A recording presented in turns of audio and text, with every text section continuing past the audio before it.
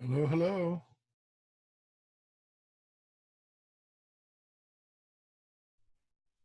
Hello, hello.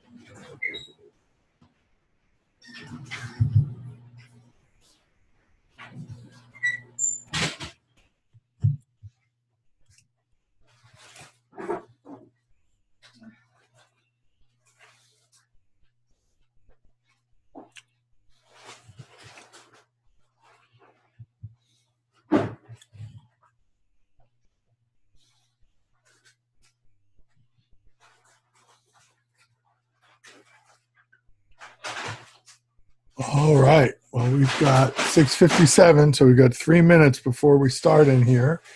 And I'll be recording this, so I just want to make sure everyone knows that they'll be recorded. I'll remind them when we start. Well, Carrie's got a hat. All right, so after 9 o'clock, I have turned the recording on. Let me remind you, participants, that you are being recorded. We're being recorded. And that this recording will be shared with the joyous Miracosta world. So if you want to bail out now, you can do so. So I welcome everybody to our discussion of discussions, where for 60 minutes, Curry Mitchell will describe his discussion strategies. Take it away, Curry. And I am going to recite from the Yale version of Stanford's.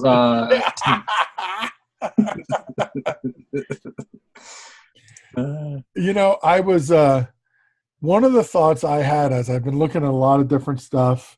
All these engagement books have sections on discussions now, and all online teaching books have sessions on discussions now. It is all over the place, wouldn't you say? Sure. Yep. Yeah. So I guess that's a hopeful sign, and that everybody's trying to move towards discussion. But one of the things that I thought might be a starting point is it seems to me that one of the goals of discussion is all in. Like no matter what someone's approach is, they're trying to get as many people in the room to actually speak and interact with the material. Thoughts on that? I noticed that too, and it actually made me question some of it. You know, that whole approach. It's just like, well, don't we have learners who really learn just fine without speaking aloud in the room? Right. You know, and I know that's a tougher thing online because we can't see anything going on, but in a classroom, we can see things going on even when somebody's not speaking. Yeah. So I was a little bit, you know, I saw that and I just kept coming up over and over, and I thought, okay, well, let's keep this. This is not a fact. This is not necessarily a given that one wants an entire room full of 40 people all actively participating. There is some value to having those leaders, those dominators in there. I mean, some people really do learn quite well from listening. I think we've somehow degraded that in our conversations about learning. Sure. And there's case in point, I was hoping to just show up and listen tonight. I didn't. Or who? Nice try, buddy. Everybody's in. Everybody's in. Well, you know, that brings up the interesting issue with Zoom. And by the way, I see that Matt Bartons has joined us, or Burtons, I'm sorry. Hi, Matt. We can't see you, but maybe you can hear us? Well, we won't make Matt participate.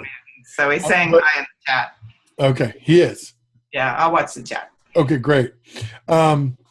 So now I lost my thread because I was saying hi to Matt. Oh, that's okay. Go Dodgers. But oh, sorry. So, but I was thinking of the online space, what we're in now, Zoom. And I really do try to get everybody at some point to say something, to get their voice in the conversation, but then I always leave space in conversations for them not to do that too. So it's kind of, I'm trying to balance it. So I tend to kind of start off with something where everybody says hi and just shares a thought on an open topic. So just anything they want to share. And then after that, I don't make everyone comment on everything. And that seems to be a balance that's working for me. But I guess, it does put some pressure on people who would maybe not otherwise want to speak, right? Yeah. And I like that. But I like that balance, because I found even in my own classroom, the on-site classroom, it's if I go out of my way to invite somebody, just set them up, like tee them up for something that they can even just say yes to, right? But it gets their voice. They're more likely to volunteer something later that they otherwise might not, right? So there's definitely value in sort of, calling on students and making them participate, but making sure that it's within their sort of their abilities, their comfort zone to be successful, right? In that video. But I've stolen this tactic for synchronous discussions online from you, Jim. And so when we start, I have everybody everybody has to say something for 30 seconds, and this is your strategy. And what I did last time was I told them an article we were going to read, and I told them we're all going to say something about it, so they all knew that was going to happen. That's great. And when we all logged in, I had assigned them each a category. So like, you folks are going to talk about this thing, you folks are going to talk about that thing, you folks are going to talk about this. And I kind of tried, the first people were the ones that I felt in the discussions up to that point had been strongest. So I knew that they'd be comfortable, or I hoped they would be. But I offered everyone else, I said, before we get done with the topic, if you would rather comment on that topic than the one I've assigned you, go ahead and jump in, right? So they had an option to think for a while, right? And if they, while that was happening, came up with an idea, they could jump in right then, say it with confidence, and then they could get out of whatever I had assigned them to do. And I think that worked pretty well. Yeah, that sounds cool. Yeah, and one of the things I've enjoyed this semester, especially, although I started it last semester, was having the students come in with something prepared, kind of like your Curry's having them think about something, and you're going to talk about a particular thing. And I like to have them, I changed the homework assignments so that it had something that they looked up on their own that they could share, so it would automatically be different for everybody. Nice. And they know when they come in the room, they're going to share that. Yeah. And then what happens after that? So I've noticed that when they do have something to share right away, even if it's just very short and we go around the room, they're much more likely to speak later. And that connects to your commitment to curating, right? I mean, because in a sense, that's a form of curation, right? It is a form of curation, but it's also more discovery. For what my goals are, is for them to read the chapter and get curious about just one thing. Yeah, that's cool. Yeah, that is cool. So they bring it in. So I have no idea what it's going to be. I don't know what they're going to talk about, because they can pick out any, as long as they've got some weird tenuous connection to the chapter reading, doesn't matter what it is. Yeah. Then they go look it up or find out, and then they bring it to us. I like that. It seems one of the common motifs we're hearing from you and Curry is this idea of openness, this idea of options, and how that can give people more places to join the conversation. The more narrow the discussion, the less likely it is, right, to get more voices to open up. Does that sound like a common thread? Yeah, totally. Yeah, and I think even a looseness, like Lisa's pointing out. I mean, I don't know what's going to happen. Exactly. And as long as it's threaded to that article, I feel, sometimes I don't feel comfortable with where we are in the discussion, but I trust that thread. I trust that I can constantly pull on that thread, and I can get us to, an outcome that I have set for that day, or somewhere I know they need to be successful in this next assignment, right? Yeah. But I can let them sort of be loose and kind of, if we need to be in that space and talk about that thing, whatever it is, for a little while, we can do that. And then try to pull on it and get back to whatever it is we're trying to do that day.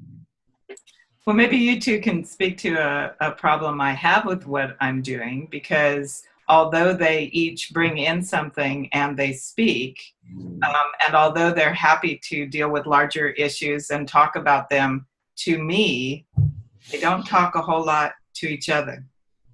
And I'm wondering if you value that, and if you do something that encourages that.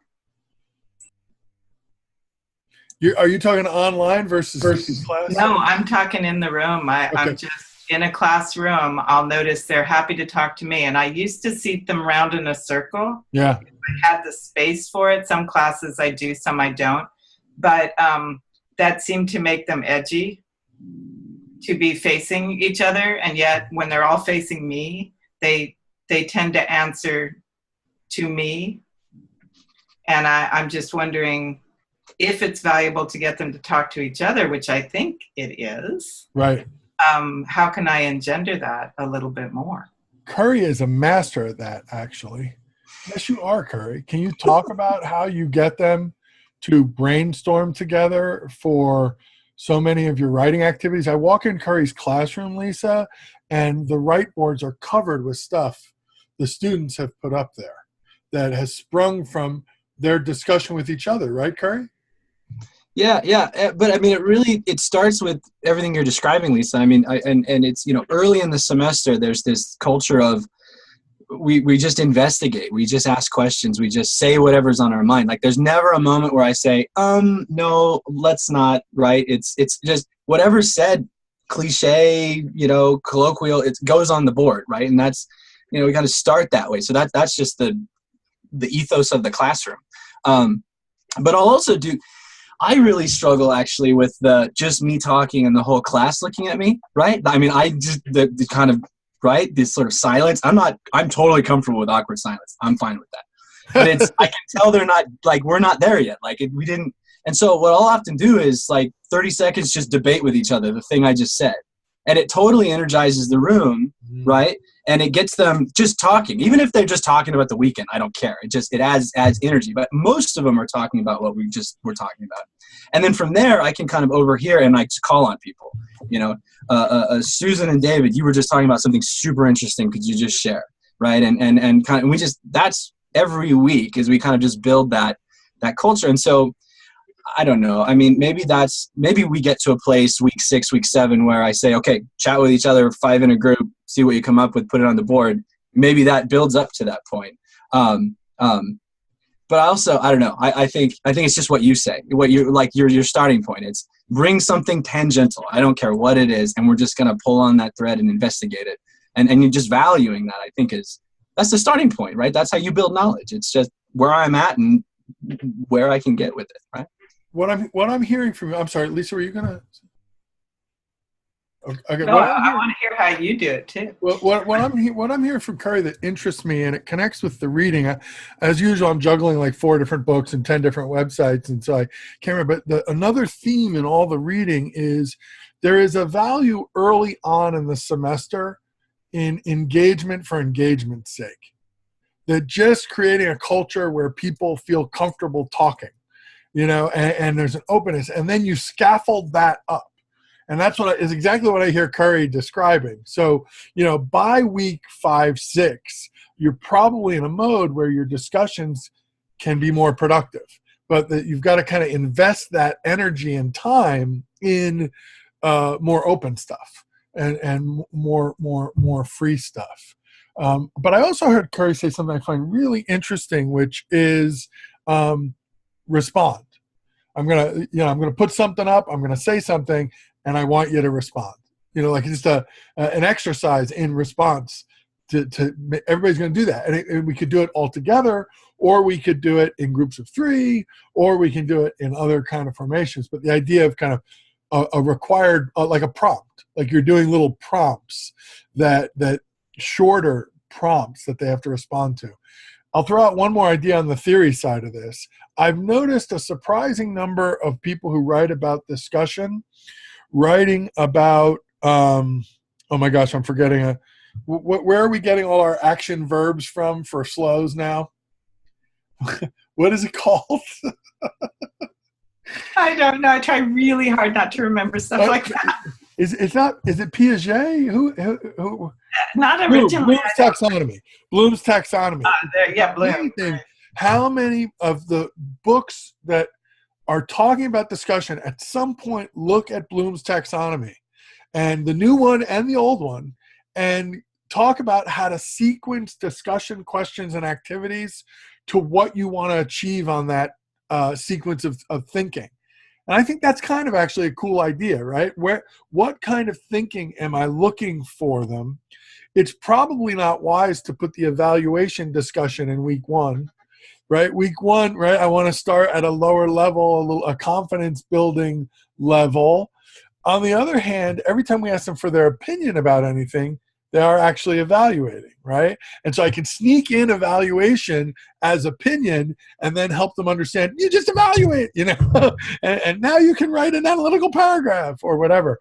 So listening to Curry, I was just thinking of that idea of kind of scaffolding, and also just early on engagement for its own sake. Thoughts? Yeah, the scaffolding idea has always frightened me a little bit. Because, no, I think a little too brave for the world. It all just seems very hard. I mean, I was a lecturer for a long time. Right. You just get up there and you lecture. Right. And you get really expert at telling whether they get what you're saying or not. And you adapt your lecture as you talk, because we have the luxury of the smaller classroom rather than the big theater. So as a result, that lecture, I've had many students say, oh, that was great. That was exactly, what I needed, having not said a word the entire time. But I feel lonely up there. And I'm never sure, can somebody participate with me? And so the idea of scaffolding discussion for somebody who lectures so much was always very frightening for me. I felt like there was a whole new set of skills I needed to learn to be able to do that. So for me, it's really nice to hear you say things like, just get them talking for the sake of talking first, so that you set up this environment where they're comfortable talking. And when that happens in a classroom, my lectures start to shift into lecture discussion anyway. Yeah. Because they feel comfortable enough to go, excuse me, wait a minute, what you just said, I'm not sure about that at all. Yeah. And when they're able to do that, then the lecture turns into completely something else instead of this, kind of speaking to the frozen fish thing, which I hate doing. Right. Well, so I like that idea.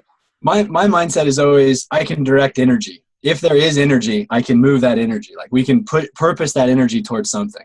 But if there's no energy, that's where I'm in trouble. It's like, oh, I don't know what to do now, right? If it's like you said. But I wanted to ask you, Lisa, did you feel like moving from lecturing on site to now teaching online, did that help with the thinking about more participatory engagement? Because the online student has to grab on and push play and kind of respond, and right?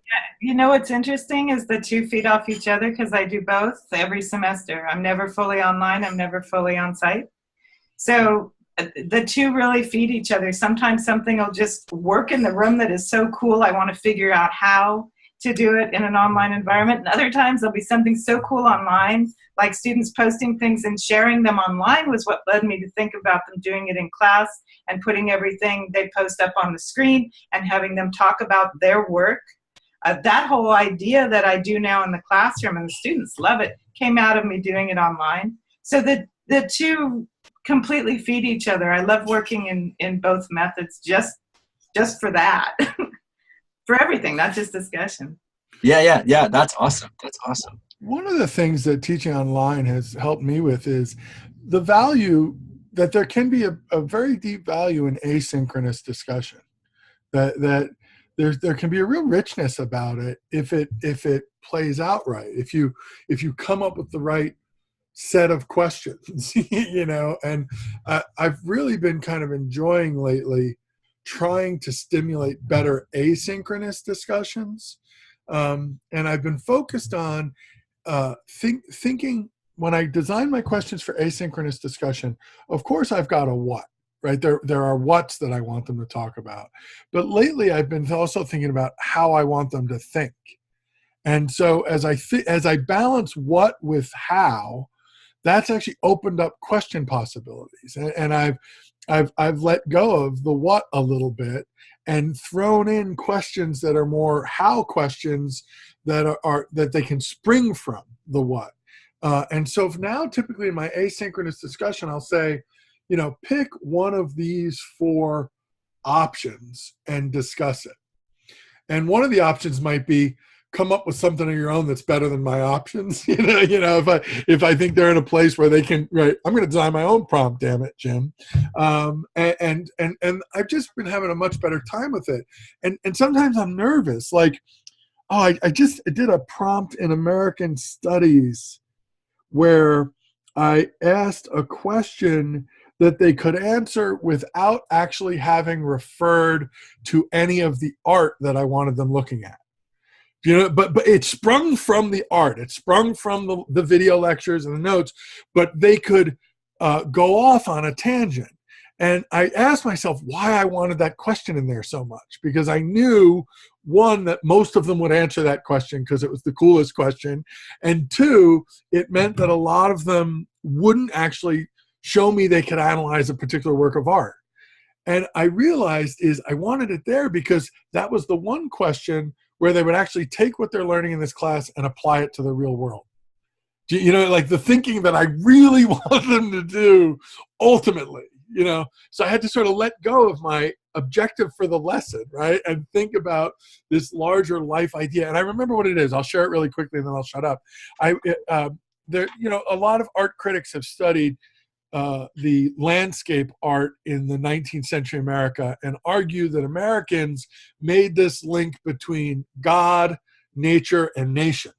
And the idea was we would celebrate the extraordinary American landscape because it showed that God was on our side, right? That God loved our country and that there was this weird connection, right? To the more beautiful the landscape, the more God was with us.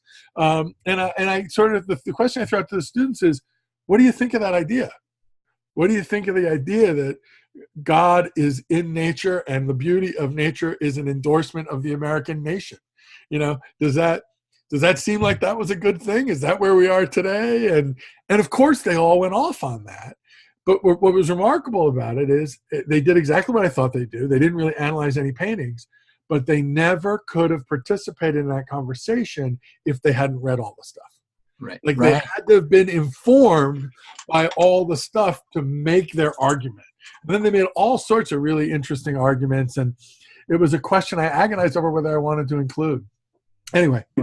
But are you saying your goal then really became, as you worked through this, your goal became the application? I mean, that what you wanted out of the discussion was not just chit chat, and it wasn't just talking about paintings. What ultimately you ended up wanting out of the discussion was the application of a particular way of thinking. Or the ability to question a way of thinking, right? Like I realized what I wanted them to do was to be able to question 19th century ideology and look for how it might still be in play today, right? Or not be in play today. Just sort of question the ideology. And I don't think I realized that was my agenda until I saw the question. Like it was very inductive. It was just the process of trying to write a cool question that brought me to that idea. Yeah. Hey, Matt, thank you for telling us you're out there. Yeah. I'm sorry you can't interact, but it's awesome that you're here. And he just interacted. And if you want to share, you can always send something on the chat to us. Yeah, that's true. All right, Curry, go for it. You were going to say something. No, I just was going to say, that makes me think that so often when I'm building a discussion question, having listened to you just talk through what you've done, it makes me realize that sometimes when I'm crafting that discussion prompt, I'm thinking about the thing I want to grade at the end. Right? And I'm kind of setting myself up so that when I'm grading it, I know I'll have these salient features that I can tick. That was there, that wasn't there, and then they can get the score, right? And sometimes I can do that in a way that engenders interesting thinking and discussion. But sometimes it creates this sort of, students know what they're getting into. I have to perform. I have to say the things that the teacher wants me to say. Yeah. And the discussion kind of feels flat. But by loosening up the object upon which they sort of apply that thinking, right? Like what you just said, they have to bring the ideas and the reading with them. But they're so much more comfortable and probably interested to even themselves to see how that idea would play upon that thing they're looking at. It's funny because I've had sort of an opposite thing happen in my discussion. I've got a class I hadn't taught online before, and I don't use discussion online, really. I have a posting board with the primary sources, and they can comment, but they're sharing their work rather than talking to each other. Because Right. I used to do discussion, I gave it up for a long time. But this class, I really wanted to do it because, and Curry will relate to this, I didn't want to write quizzes. I really didn't want to write any quizzes. Yeah, So I've get to this whole book, and I've worked really hard on this class, and I've got all these resources. And so what I did was I took video clips off the Films for the Humanities, and I put it at the top of the discussion, and it would be some sort of 2-minute thing that I could turn into a controversy or something. Yeah. And so then the idea was to kind of, as they responded to it, that object, let them get all their, oh, I'd be on this side, oh, I'd be on that side. Then after they've done that for a few days, I come in and say, okay, now you've all got to respond to this. So I don't actually have any questions to start the discussion. It's That's just awesome. here's kind of some opposing views, which is everybody thinks simplistic at the beginning anyway. Yeah. And I come in on midweek Thursday and I post the Take Discussion from Here post. Yeah. And there I summarize a little bit about what they said, but I also pick out things from their posts that make those larger questions and those kind of that application of the understanding and try to bring it into the now. Yeah. The discussion's been phenomenal. It's just been great. And they've been answering each other, and I'll tell them to answer each other. I'll say, Alana said this thing and this thing, you know, do you think that's right? You know, and I never use the word discuss, ever. Awesome. I never say discuss this.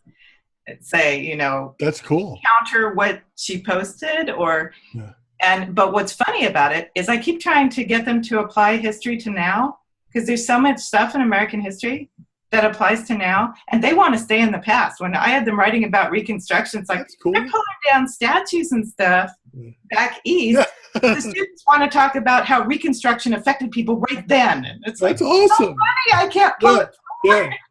But that's great. They want to dig in deeper. Right. They want to go deeper into that and argue that. And it's like, well, you know, who am I to say what I thought my goal for discussion was? Right. Well, the facilitator in me wants to describe what you just said as the non-discussion discussion. I know. I've had brilliant discussions by never using the D word. I never use the D word because that always used to scare me. It's like they used to have these things. I mean, essay questions. It was essay questions where they'd say, you know, why did Rome fall? Discuss. Discuss. It's like, what? You know, if there's one thing that can make me completely tongue-tied, it's discuss. Right. Yeah. I'll use any other word. Yeah. But that makes me so, when I taught basic skills courses, I used to design my essay prompts in a way that when you first read the question, you thought you knew how to answer it right away, like just off the top of your head. But then when you read something or I asked a question, you suddenly realized that there was a little more to it. And all I would do in those classes was we would just talk about that that question, like the question we're writing an essay about and we're reading about is just the theme of every class until we get up to the end of that essay. And so the first day we'd look at the question, everybody's like, oh, done, can write it tonight. And then by the time we get to week 3, they're like, I don't know. Who can answer this question? Nobody can answer this question, right? And it made it fun, right? It made it like, now we have to take a position. Now you've got to bring something. Right. And it made those discussions great because I would ask, like you just said, like I would just raise something or just push something a little bit. And all I needed was a nudge for someone else to say, oh, I can see where that's going to lead us. And they would follow it for a bit. And it was just, you know, that kind of Socratic, you know, I don't even know where we're going to end up. We're going to end up in essays. I don't know what's going to be in those essays, right? But that's the point, right? We're just going to follow this and think and read until we get to a place where we can stand with confidence on some kind of position. Or ask a question that we think is just really fascinating and then follow it, you know? Yeah, what you're doing sounds to me, because one of the things I was thinking about when I was reading the stuff that Jim set out earlier today, and I was looking through it, is it seems to be about alignment. A lot of it seems to be about alignment. It's like, Curry, you know that there's this end product of this essay that you want. So you've wrapped this whole unit around that, and then the discussion is part of processing the information to get to a particular point. And I think one of the reasons I'm so happy with what's happening in this one American history class is because those issues that I raise and the way that I just guide discussion after that is totally tied into all their other readings and all the other stuff they've been doing. Yeah. And I think before, when I was doing it and I was so unhappy with discussion, my goal was just engagement. Let's just discuss. Let's just talk. And it didn't always align with the materials we were working on, with the topic we were working on, with the things that were really the themes for that week. It didn't always align, and I'd get very frustrated with it. And so if we're always thinking about, oh, discussion's just one way to process this week's thing or this unit's thing, I think it works a lot better. And then you're not going, why are we doing discussion? Well, and one of the things you're doing, though, is you're giving the students more authority for the generation of knowledge in the class, right? I mean, because you're saying, here's the material, where do you want to go? You know, take us places. And so the more open the question or the non-question, right, the more they get to generate knowledge, right? Like I have noticed in my English 100, a strategy that really works when we've done some reading is I impress upon them all that they need to have underlined some or highlighted some passages in the reading. And we start off class, they get in groups of 3, and each person shares one passage that they just thought was interesting. They don't have to have it, you know, for whatever reason. You liked it, you didn't like it, it was style, whatever. And they get going and they just start, because everyone shares something and get started. And then each group, I say, pick the one you like the best or you thought was the most, and we'll share that with the whole class. And I'm out of control, right? Because that discussion may not go where I thought it was going to go, but to me, it's going to go someplace interesting, and I can always work my crap in somewhere. You know, I like you're saying, right? You can when you respond or pull or weave it together, also add your own 2 cents, right? Right. So I think that, and again, I keep reading this in the material, this idea of the question of discussion is a question of authority in the classroom. And the role in terms of generating material and knowledge. And it sounds like there's a middle space coming here where we're not totally opening it up, but we're also not prescribing it too narrowly, and that seems to create some good energy. Yeah. Well, and I think. Sorry, Lisa. Go ahead, Craig. I was going to say, the one thing that always gives me confidence in those circumstances, because you're right, if you give away that authority, you can't know where that discussion is going to go. But the one thing that I'm always confident about is that at one point I can just pause, take a step back, and draw attention to how we're coming up with ideas and how that relates to the thinking that's within my discipline, like how someone in my discipline would process the kinds of ideas and texts and things that we are processing. So and depending on how we document that, right? If it's things on a whiteboard or if it's just words that are out in the air, I can always say, do you remember what Zach said? That is what, you know, that's sounding very thesis-like. And so, but that can't stand alone. This other thing over here, you know, that Susie said, you know, this is what we need to, or whatever it is, right? Or this is sounding like a great brainstorm to me. And I'm hearing a couple topics being tossed around and one that we can choose or whatever it is, right? So even if we're talking about nothing related to the actual question I asked, I can always draw attention to the fact that, you know, this is the messy part of what we do when we're trying to aim towards the thing we're aiming towards. And we need to appreciate that. And then we need to kind of, you know, build on that and take advantage of this and figure out how to be confident about this on our own, right? When we're working individually. Because the other cool thing about discussion that I love is students will come in at the beginning and they'll be like, yeah, I got some ideas. I think I understood this text. And then by the end, it's always, man, this is awesome. Like I hadn't thought of it that way. Or, you know, and so just that fact, it's how, so yeah, that is indelible with discussion, right? That's human beings bouncing around ideas. That's that dialogue, right? But how can you adopt that? Like, what are the processes there that you can benefit from on your own when I'm not making you do that? Like, who are the people in your life or on whatever it is, right? So anyway, you know, however derailed the discussion gets, the processes of my discipline, I think, are what can be valued in that moment and sort of taken from that discussion. And that speaks perfectly to doing this in like science classrooms and math classrooms and classrooms where the information seems to just be information that it's very, very factual. But by focusing on how you engage whatever the material is in your discipline, how do scientists do this? How do biologists look at this? biologists look at this? How do Exactly. mathematicians Yep. see this? Yeah.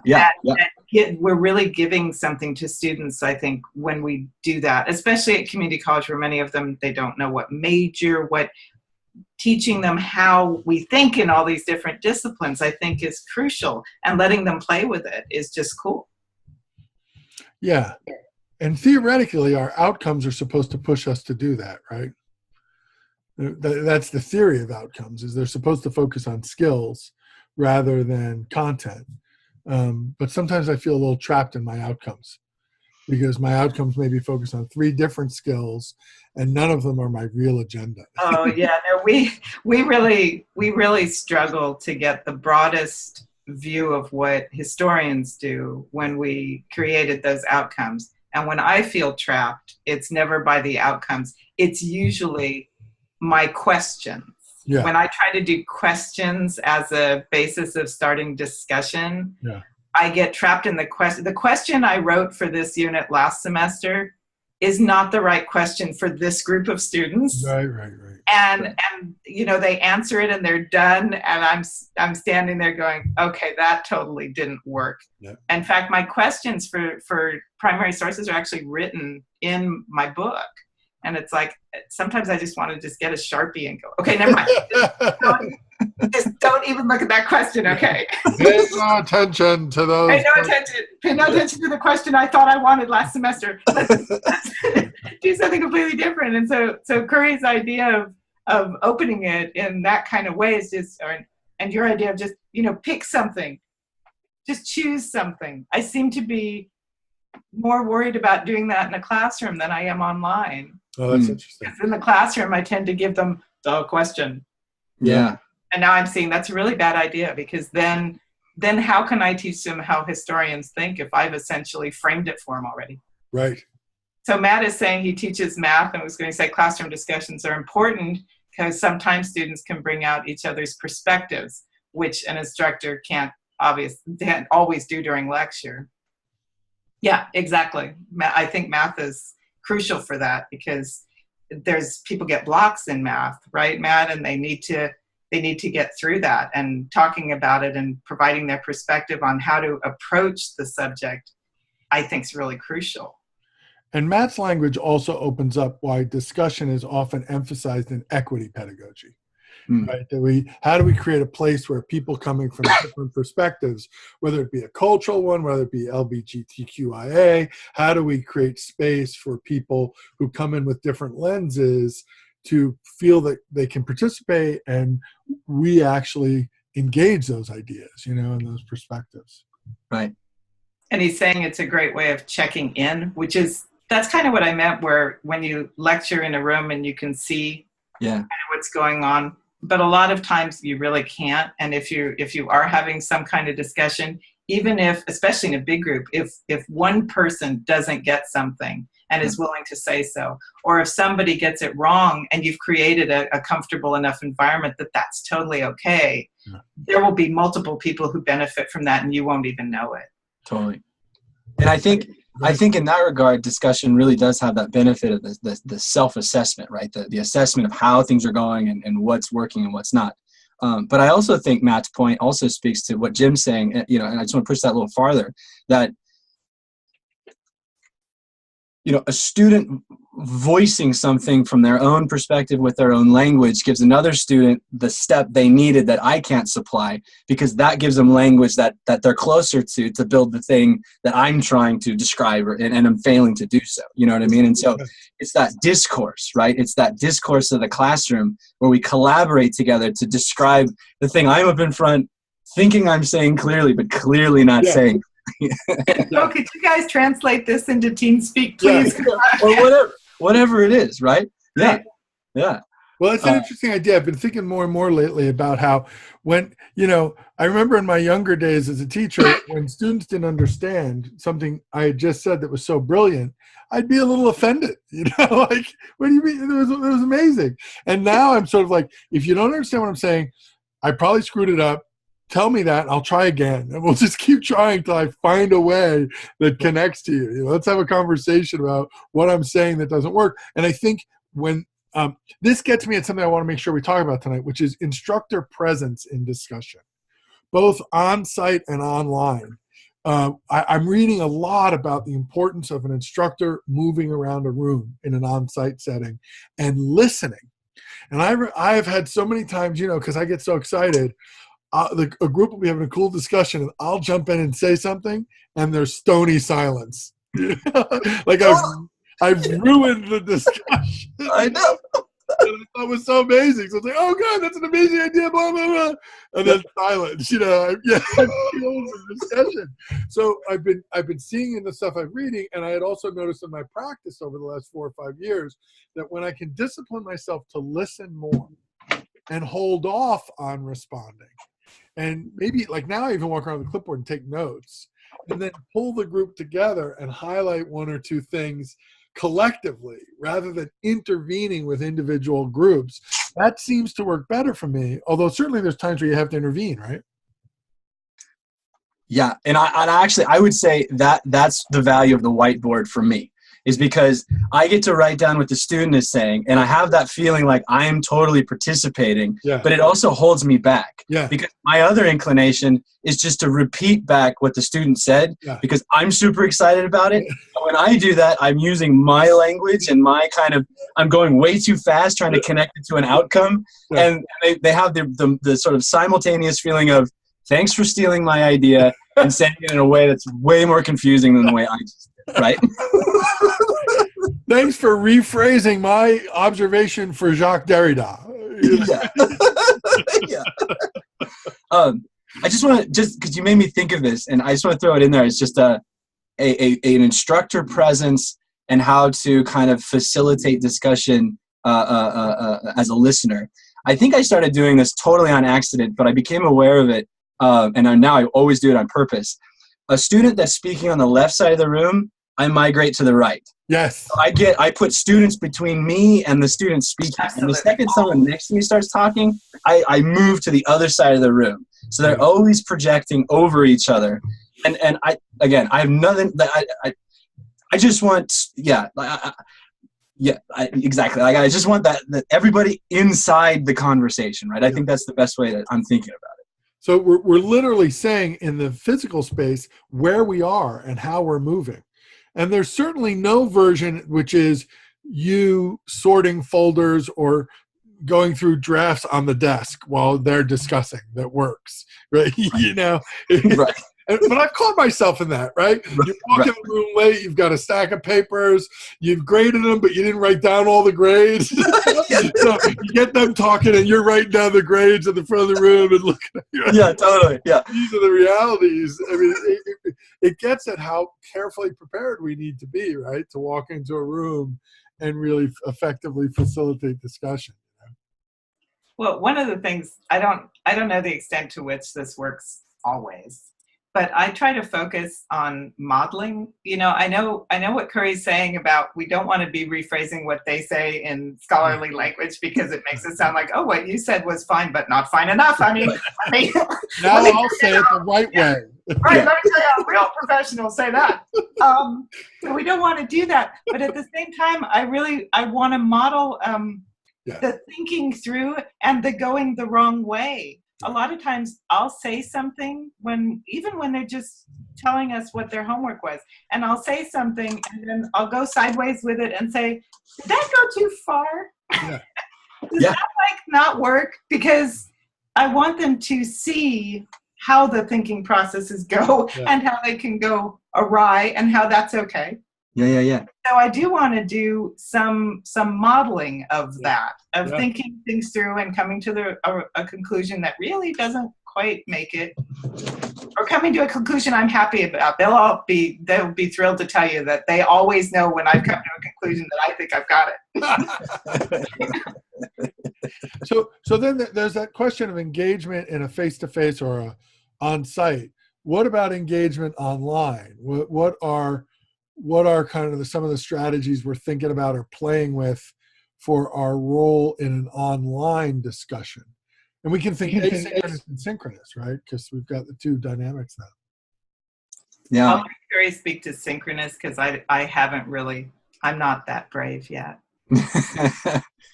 Well, yeah. Go ahead, Lisa. Go ahead. Oh, I was just going to say for asynchronous, this method I mentioned earlier where I put forth a prompt, I do not enter the discussion again until my post. And then I only occasionally, if something's really weird or somebody seems to really be bringing up something new, occasionally I'll put cool point or something, but I try not to be part of their discussion. But my weekly post always coming at a predictable time. They know I'm reading, they know I'm watching, they know I'm seeing. And then when I take it a certain direction, I'll let them go, and I will rarely interfere after that point either. So that's kind of been the way I've balanced sort of instructor presence with not dominating the asynchronous. But Curry knows more about synchronous. No, that's really interesting. It's almost the inverse, right? It is do some folder sorting and some grading papers while they're having a discussion online, right? Just stay away. And I totally agree with that. And we had a discussion this last week in my online class over the course of a week, so an asynchronous discussion. And it was fake news was the topic, and they had to pick some stuff. And 2 people posted in a way that I knew was going to generate there was a potential, like it was very controversial what they had posted. And I knew the potential for the response to get pretty trolly, right? And so I didn't get into the discussion. I did an email, and I just said really cool things, and I pointed to the funny stuff, I pointed to the interesting stuff, and then I pointed to the controversial stuff. And then I tried to just reframe it. Like, our goals this week are not to persuade each other of our political ideologies. Our goals this week is to dig into what makes something fake and what makes something journalism, right? And kind of sort of just to do that, just a little like, I'm going to head off what I think might happen, but I didn't want to get in. I didn't want to get into the discussion because you dominate it online in asynchronous discussions. I think that's really interesting. It is. I just want to throw in one more thing about asynchronous, and then Curry, maybe you can take us to synchronous. Bye, Curry.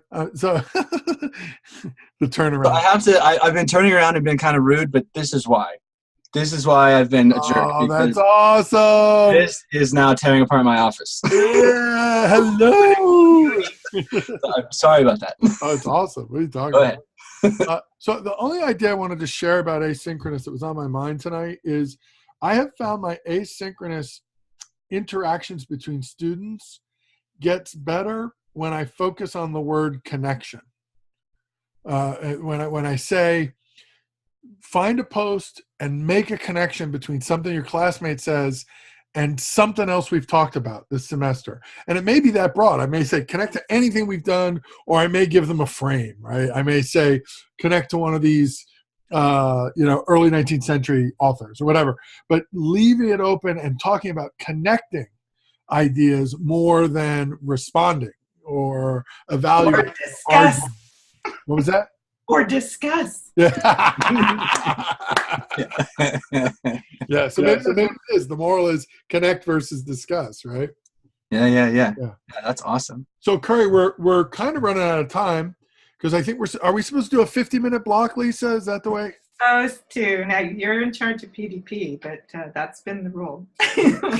Okay, so those of you who want to claim an hour can turn off your thing. Right, exactly. But we're going to talk a little more than that, and it's up to you whether you want to stay. You got your hour at 7:50, but we might talk longer. Okay, Curry, go ahead.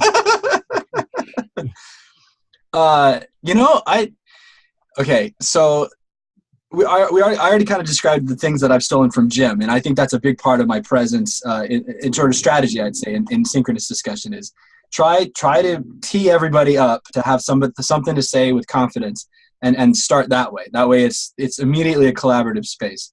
But I really feel like the purpose of a synchronous discussion, at least let me say it this way. The reason a student the reason a student would show up to a synchronous discussion is because there's a clear need to do so. And not a need like I've imposed the need, but there's an intrinsic value there that the student wants to take an hour out of their week or an hour and a half, whatever it is, to show up online. And so it'll be like right before we turn in the very first essay and everybody's worried about what they're supposed to do. Or it's right before I assign the big research project and the research project seems like a beast and there's no way to tackle it, right? And so what I'm doing in synchronous discussions is more making connections myself. I'm saying all the things we did the last 2 weeks, check out this thing and see how easy the paper is going to be now. Like, I mean, that's kind of my point. Or the questions you have about the prompt, let's talk about those things, right?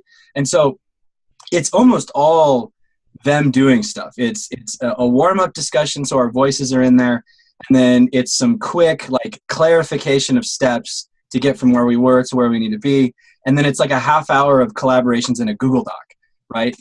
Where they're just typing stuff and reading stuff that their peers have created, and really at that point, my presence gets in the way because it's a half hour of them typing and me sort of saying, how's everything going? I hope you're having fun. And then they type in the chat, please be quiet, I'm trying to concentrate. Is that the online equivalent of walking around the room and jumping into their discussion in their group and saying, so how's it going? It's like, excuse me, we were in the middle of a thought here. Yeah. Totally. I'm here to help. I think this is a fascinating paradox because here we are near the end of our session, and Matt asked a good question I'm going to ask you to respond to, but here we are near the end of the session, and what are we talking about? Discussion as writing on a Google Doc. So we've moved from the idea of discussion as oral, verbal interactions to discussion being a live, written interaction on a Google Doc. Totally. I've got my own animal here. Nice. Given another hour, I bet we'd get into all sorts of interaction, not only with students and each other, but our ideas about interaction with material and all sorts of things. Because once you get into what we're trying to do is actually engage students in the work. Yeah. And that's really, yes, we want to engage them with each other, but not just to have coffee. Yeah. We want to engage them in the work. Yeah. And there's so many ways to do that. Yeah. Yeah. I want to, before we go, Matt asked a question about, and I think probably other people who watch this later will too. How do you do that? What are the technical moves someone who wants to do synchronous online work needs to do, Curry? Can you just walk people through how you use Zoom and Google Docs? Yeah. So there is some setting up stuff. So those steps include the week before, just linking students to Zoom so that they can download the web client. There's a video like this is what it'll be like when you log in, so some orientation stuff. I have them all RSVP, so who's going to show up, who needs to take the alternate assignment, and I always frame that as, I just need to know how to prepare. Right? People are going to be in groups on synchronous and asynchronous, so I just need to know who. And then the last step is I tell them whatever device you're going to use, log into Google Docs with it before we get to the meeting. Because the problem always happens that right in the middle of the synchronous moving, when we move to Google Docs, I'll send out that link, and then like 5 people, it doesn't work for them. Okay, or so you put it in the chat. Or you put it in the chat, and the link in the chat doesn't work for them, right? Yeah, exactly. That's right. And sometimes even though students will test their device beforehand, it still doesn't work in the chat. So I just have my email open and I'll email those students. So that's the setting up stuff. I think those 3 things are important. Zoom itself probably takes, what do you think, Jim? Like an hour maybe to watch some tutorial videos and know how to. Yeah, I would say if you've never done synchronous before, you can learn Zoom in about an hour. If you've done synchronous with another tool, it takes about 45 seconds to learn Zoom. Yeah, that's right. Because Zoom is so much more intuitive, I think. Yeah, that's right. Than something like what we used to CCC Confer, right? Yeah, that's right. Yeah, and they now went to this too because it was right. So they're now using Zoom, and then, but even if you use like Google Hangouts or you use Facebook. The communication there, or you use Skype. This is so very similar. Right. Yeah. One of the cool things. Let me just throw something in and then you can finish. One of the cool things that's also happening in Zoom, and I haven't yet tried to use it in our version, but it's now being set up where you can organize students into groups inside Zoom live. And I haven't played with that yet. Have you played with that yet, Curry? No. I think that's the next move. Yeah. And I'm not sure actually our account has that option yet. But I know as I was reading on the web and in other places, there are people doing a lot of Zoom for group work. We have a colleague on campus who actually has the students meet separately in their Zoom accounts, record their meeting, and post it to a discussion board. That's awesome. I think that's really interesting. Yeah. So I would say, Matt, there's a lot of ways to do this. I think Curry's is a simple, successful way to get started. So go ahead, Curry. What else did you want to say? No, I was just basically what you just described, that there is there's a after the meeting's done, there's a step, and it's posting, right? And so if it's you send your students to a group thing on their own, you want to have that documented. And I think that's really the value of the synchronous discussion online for the whole class is, the benefit of being able to interact with it later, either as a participant who was there or as someone who didn't get to participate. It's just all there, right? I mean, it's the whole class session is just right there. Yeah. And what is cool about these webinar sort of clients is they're multimodal, right? And especially if you bring Google Docs into them. So you have the oral processing, you have the typing, you have everything, right? And so all of that becomes materials you can use to then just move to the next thing. And a student can be outside their job in the parking lot by Target doing it on their phone. Yeah. That's what makes Zoom so cool. And CCC Converse said it could do that, but it never really worked that way. But Zoom, it really works. I mean, I've got some funny images of students working from their phone. You get a lot of this. Yeah. Or just suddenly swirling, Right. Yeah, totally. I'm totally fine with that, right? Yeah. So, Curry, one last logistics question, and then I think maybe we could go around our group and share a closing thought. But you do a great job of getting a lot of students to attend. You were telling me last time you had almost 20 people, right? So let me just ask you quickly, what times are you doing these? Because I think your timing is good. Yeah, I do it right when we're doing this. I do it from 7 o'clock to 8:30 or 7 o'clock to 8. And I think that's, I think it works because for some of us, it's at dinner time. For some of us, it's a little before. But I tell my students, and that's the other logistic I forgot to say is the mute button. Because I tell my students, your kids can be in the background. You could be helping out. You could be doing what you need. Dogs can be part of it. Right. That doesn't matter. Just get yourself into a space where you can listen and participate. That's it. And so I think that really, and like you're saying, like getting off work, sitting in the car, it's just that 7 to 8 seems to be a sweet spot for most. And I usually do it on a Tuesday, but I haven't experimented with other days of the week. But Tuesday works. Yeah, Tuesday for me works. Yeah. Cool. Yeah. Okay, so we're really close to an hour, even by any chronological measure. So, Lisa, do you want to offer a few closing thoughts? Yeah, I think I'm going to kind of close with that alignment idea, that sort of bringing it all together, that somehow discussion should work to bring everything together that you're trying to do in terms of the content and examination. And I really like what you said, Jim, about having them go off in all these different directions that often are not what you really had planned at all, but cause them to think like somebody who works in your discipline, and that it makes it, they have to kind of do the work to have the conversation. Yeah. That's what we all want to do. And so I think of it as alignment. There's probably you would know the cool theoretical terms for things like this, but somehow putting things in a package and making discussion a valuable part of that package instead of doing discussion kind of as a side dish. Yeah. I think is really important. So it's, you're talking about having a sense of purpose too. An objective or something, but not so much a direct objective for what you want out of the discussion, but more of a larger objective of what you want out of the unit. For lack of a better. Discussion is a kind of a mode in the course. Right. It's a way of covering. I don't like that word, but it's a way of engaging the material. It's not just chat. I like that word, aligning, and I like it better than the theory word, which would probably be scaffolding. Because I think scaffolding has a rigidity about it, right? You're doing this and this, and aligning allows for some more freedom of movement, right? It doesn't all have to work in a linear manner. It can, right. Well, and the scaffolding you're just moving in a direction.